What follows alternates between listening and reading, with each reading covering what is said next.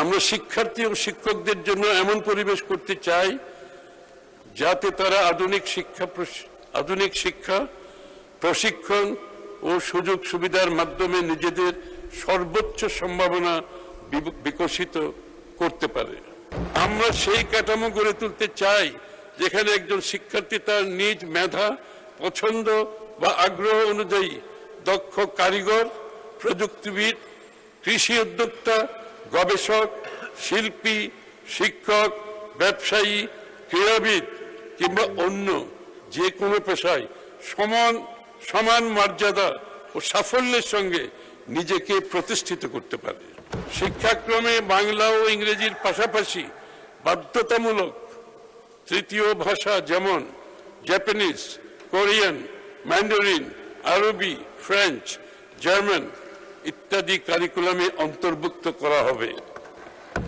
এই লক্ষ্যে আমাদের সরকার তৃতীয় ভাষা জ্ঞান সম্পন্ন শিক্ষার্থীদের মধ্য থেকে সেই সকল দেশে উচ্চশিক্ষায় গমনেচ্ছুদের 10 লক্ষ টাকা পর্যন্ত ঋণ সুবিধা প্রদান করছে। দরিদ্র শিক্ষার্থীদের জন্য স্কুল ইউনিফর্ম, জুতা, স্কুল ব্যাগ সরবরাহ, প্রতিবন্ধী ও বিশেষ চাহিদা সম্পন্ন শিশুদের জন্য অন্তর্ভুক্তিমূলক শিক্ষা নিশ্চিতকরণ এবং বিশেষায়িত সহায়ক প্রযুক্তি ও শিক্ষা সামগ্রী প্রদান করা হবে। ছাত্র ছাত্রীদের পুষ্টির চাহিদা মেটাতে সুস্বাস্থ্য নিশ্চিতকরণে মিড ডে মিল কর্মসূচি চালু ও পর্যায়ক্রমে সারা দেশে সম্প্রসারণ এবং ছাত্রী ও শিক্ষিকাদের স্যানিটেশন ও হাইজিনকে প্রাধান্য দিয়ে স্বাস্থ্যসেবা নিশ্চিত করা হবে। প্রযুক্তি ও এআই নির্ভর শিক্ষা ব্যবস্থা নিশ্চিত কল্পে ওয়ান টিচার ওয়ান ট্যাব কর্মসূচি, মাল্টিমিডিয়া ক্লাসরুম স্থাপন, বিনামূল্যে ওয়াইফাই সুবিধা সম্প্রসারণ করা হবে।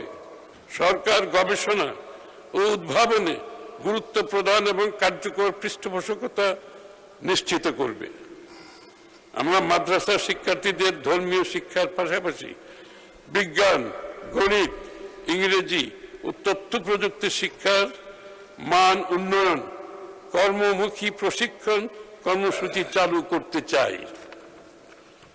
আমরা শিক্ষা খাতে আগামী অর্থবছরে শিক্ষা খাতে বরাদ্দ জিডিপির 2% উন্নীত করে মোট 1,36,606 কোটি টাকা বরাদ্দের প্রস্তাব করছি।